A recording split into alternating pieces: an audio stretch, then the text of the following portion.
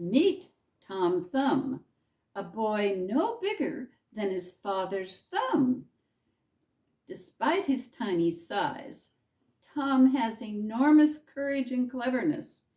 Join him on extraordinary adventures where being small becomes his greatest strength. This timeless tale teaches us that quick thinking and bravery matter more than physical stature.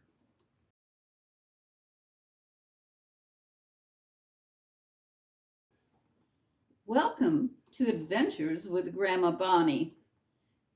Please watch the video all the way to the end.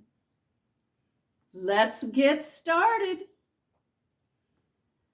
There was once a poor peasant who sat on a fireplace hearth in the evening. His wife sat nearby spinning yarn and dreaming of making a baby blanket. How sad it is that we have no children. With just us, it is so quiet. In other houses, it is so noisy and lively. Yes, even if we had only one, and it was quite small, only as big as a thumb, I should be quite satisfied. We would still love it with all our hearts. Several months later, she gave birth to a boy that was perfect in every way, but no larger than a thumb. Yes, he is as we wished him to be, and he shall be our dear child. Because of his size, they called him Tom Thumb. Though they loved and fed the child with nutritious food, as he grew older, he did not grow taller, but remained as small as a thumb. Tom was always alert and soon showed himself to be a wise and nimble child. Everything he did turned out well. One day, the father was getting ready to go into the forest to cut wood when he mumbled to himself, Oh, how I wished that there was someone who could bring the cart to me. "Oh, father, I can bring the cart to you." How can that be done? You are far too small to lead the horse by the reins. "If my mother will harness it, I can sit in the horse's ear and give him instructions." Well, then, we'll give it a try. The father set off to the forest. Later, the mother harnessed the horse and placed Tom Thumb in its ear.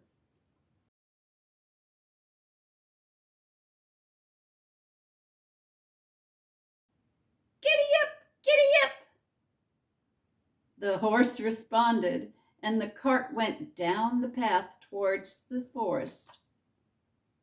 Just as Tom and the horse were turning a corner, two strange men came toward him. My word, what is this? There's a cart coming.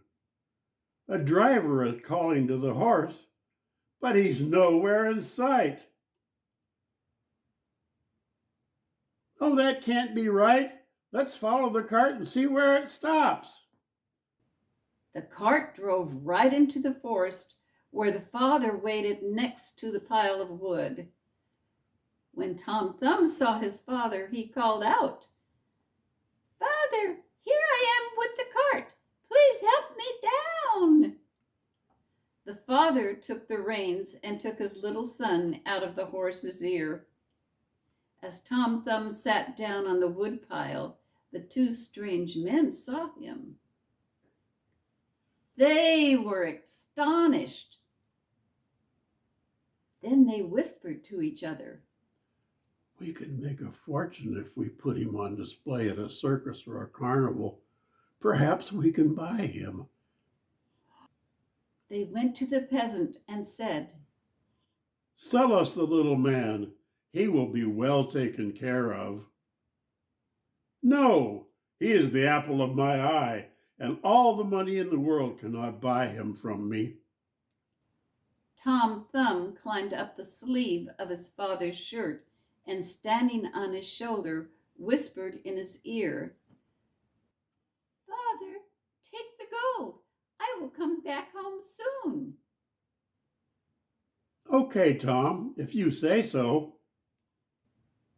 The father sold him to the two men for a large bag of gold coins, and off they went. Where will you sit? "Oh, I'll just sit on the brim of your hat. I can see everything." They walked until it was almost dark, and then the little fellow said, "Please put me down." Oh, just stay up there. "No, please put me on the ground." The man finally put him on the ground. Tom looked around and suddenly slipped into a nearby mouse hole. "Good evening, gentlemen. Just go home without me." The man ran after him and once stuck his hand into the mouse's hole, but it was all in vain. Tom Thumb ran farther in to avoid their grasp and huddled in a dark corner. The men soon gave up and headed home, frustrated and broke. As it became nightfall, Tom Thumb saw that they were gone. He slowly crept out of the mouse's hole. By the light of the moon, Tom quickly realized how dangerous it was to walk on the ground in the dark, as he stumbled on an empty garden snail shell. "Thank goodness, I can hide in here safely." And he quickly crawled into it. When he was just going to sleep, he heard two men go by. One of them was saying, How shall we go about getting hold of the rich pastor's gold artifacts? "I can tell you how to do that." What was that? I heard someone speaking. They stood still listening, and Tom Thumb spoke again. "Take me with you, and I'll help you." But where are you? "Just look on the ground and you'll see where my voice comes from." They searched frantically and finally found him in the snail shell and lifted him up. How can you help us? "I will creep into the pastor's house and hand out whatever it is you want to have." Come on, then. We will see what you can do. When they got to the pastor's house, Tom Thumb climbed up the ivy and went inside, as the thieves hid in the barn. Once inside, he surveyed the office and shouted out with all his might, "Do you want to have anything or everything that is in here?" Speak softly so as not to wake anyone. Tom Thumb didn't hear them and shouted again, "What do you want? Do you want to have everything that is in here?" The maid, who slept in the next room, heard this and sat up in bed and listened. The thieves answered again, Be quiet and hand something out to us. Then Tom Thumb again shouted as loudly as he could, "I really will give you everything." The maid heard this and jumped out of bed and rushed to the door. The maid could not see anything, so she lit a candle. When she came into the room, Tom Thumb hid in the shadows. Ooh. The maid examined every corner, found nothing, and went back to bed. She believed she must have been dreaming. Tom Thumb went out to the barn to find that the thieves had fled. He curled up on a pile of hay and fell asleep. There he intended to rest until daylight and then go home again to his parents. But there were other things in store for him. As the sun came up, the maid rose from her bed to feed and milk the cow. In the barn, she gathered a handful of hay. Unfortunately, it was Tom Thumb's bed for the night. Uh-oh. He was sleeping so soundly that he did not awake until he was in the mouth of the cow. He soon discovered where he was. He was in the cow's mouth and had to take care not to be caught between her teeth. As the cow chewed and swallowed, he slid down into her stomach with the hay. More hay was being eaten by the cow, and the stomach was getting fuller. He cried out as loud as he could, "Stop eating! Stop eating! Please stop eating!" The maid was milking the cow and heard someone speaking and saw no one, but recognized the voice she had heard in the night. She was so terrified that she slipped off her stool and spilt the milk. Oh no! She ran into the house and said to the pastor, "Oh my goodness, the cow has been speaking." Oh, you must be mad. So he went to the barn to see what was there. Just as he stepped inside, Tom Thumb again cried out, "Stop eating! Please stop eating!" The pastor was alarmed and thought an evil spirit had gone into the cow and ordered her to be killed and butchered. She was killed, and the stomach, with Tom Thumb in it, was thrown on the manure pile. Oh no! A hungry wolf ran quickly into the pile and swallowed the stomach in one gulp. Tom Thumb did not lose his courage. Maybe the wolf will listen to what I have got to say. Dear Mr. Wolf, I know of a magnificent feast for you. Where is it?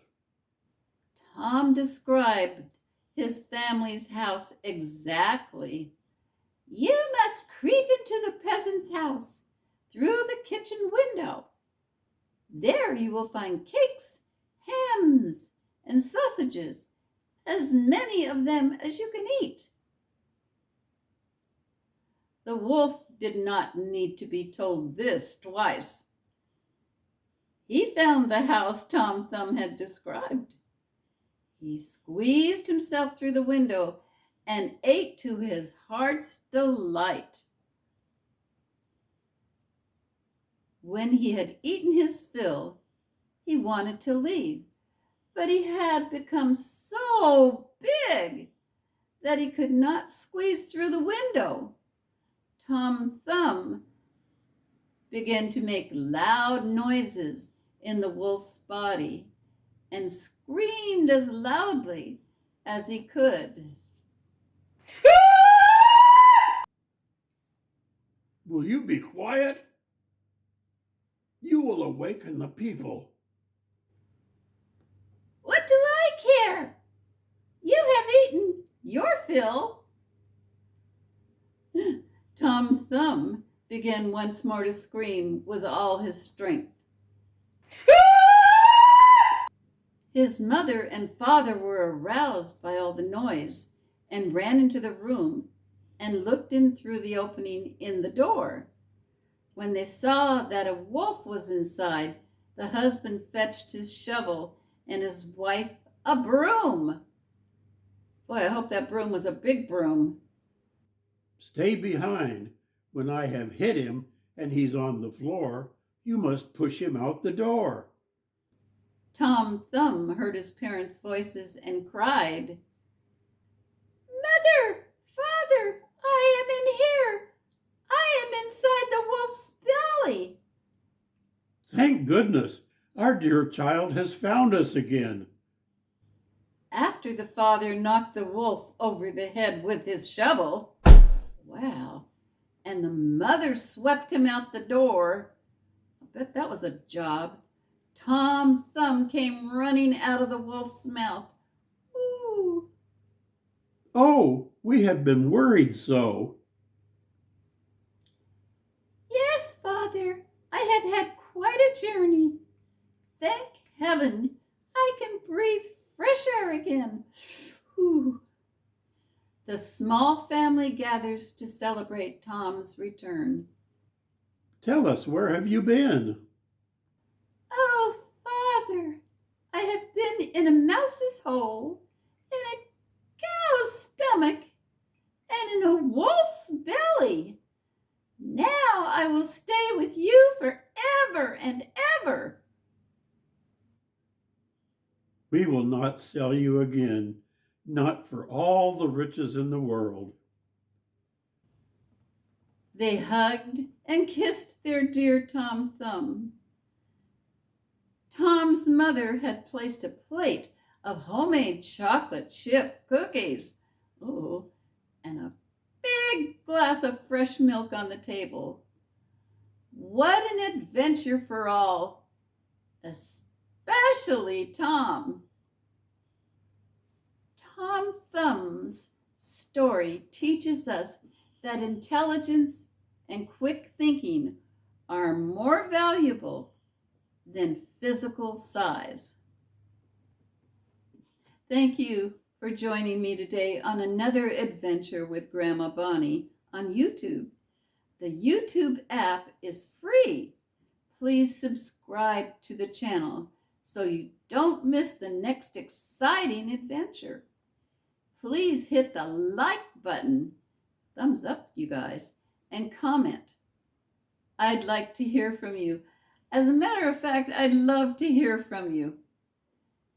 Have a great day and hope to see you next time. Bye-bye.